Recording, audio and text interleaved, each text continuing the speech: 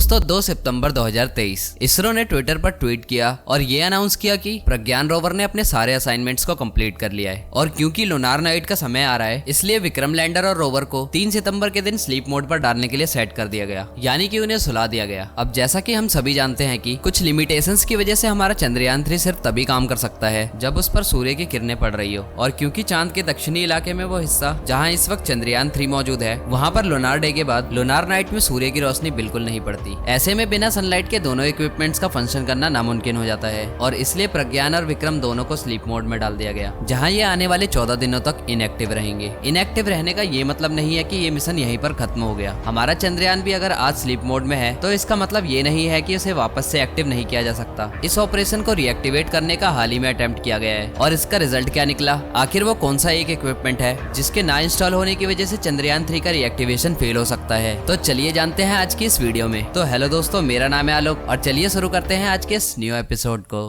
दोस्तों, sleep mode चांद पर आने वाली रात के लिए प्रिपेयर करने के लिए था। फॉर्मर इसरो चीफ किरण कुमार का कहना है कि रात से 2-3 दिन पहले ही इसे स्लीप मोड में डाल दिया गया, बेटर प्रिपरेशन करने के लिए, ताकि इनके अंदर जो मॉड्यूल्स है उनकी फंक्शनिंग पूरी तरीके से बंद हो जाए जब दिन खत्म हो चांद पर। और इसके अलावा प्रज्ञान की बैटरी को पूरी तरीके से चार्ज किया गया स्लीप मोड पर डालने से पहले, और लोकेशन को इस तरीके से चूज किया गया कि जब दोबारा से सूरज निकले तो इसके सोलर पैनल सनलाइट की तरफ एफिशिएंटली फेस कर रहे हो। इस वक्त विक्रम और प्रज्ञान दोनों के पेलोड्स को बंद किया जा चुका है, लेकिन दोनों के रिसीवर्स को ऑन छोड़ा गया है, जिसका मतलब है कि सूरज के किरणों के चंद्रमा पर पड़ते ही विक्रम लैंडर सनलाइट रिसीव करने लगेगा और रिएक्टिवेशन के लिए तैयार हो जाएगा। वैसे तो चंद्रयान 3 की पोजीशन काफी अच्छी है, जिसको देखते हुए इसके रिएक्टिवेट होने के काफी ज्यादा चांसेस थे, लेकिन विक्रम लैंडर और प्रज्ञान रोवर में एक ऐसा इंस्ट्रूमेंट नहीं लगा हुआ था जिसकी वजह से इनका रिएक्टिवेशन पहले के मुकाबले और ज्यादा चैलेंजिंग हो गया। और उस इंस्ट्रूमेंट का नाम है रेडियो आइसोटोप्स हीटर यूनिट, यानी कि RHU। देखो, जब भी किसी स्पेस मिशन को अंतरिक्ष में या फिर किसी कॉस्मिक बॉडी में जैसे कि मंगल ग्रह या फिर चंद्रमा पर भेजा जाता है तो उसमें ये हीटर यूनिट जरूर इंस्टॉल किया जाता है। दरअसल इस हीटर यूनिट के अंदर प्लूटोनियम 238 रखा जाता है, जो जब डीके होता है तो उसी डीकेइंग मैटर की मदद से ये यूनिट हीट को जनरेट करती है और फिर उसी हीट को उसी स्पेसक्राफ्ट के कंपोनेंट्स में ट्रांसफर करती है, ताकि स्पेस की एक्सट्रीमली कोल्ड सिचुएशन स्पेसक्राफ्ट के कंपोनेंट्स और उसमें लगी चिप्स को खराब न कर पाए। नाउ अनफॉर्चुनेटली विक्रम और प्रज्ञान दोनों में ही RHUs नहीं लगाए गए थे, जिसको लेकर खुद एक सीनियर इसरो ऑफिशियल ने ये स्टेटमेंट दिया कि if we had RHU we would not be hopeful, we would be confident of revival।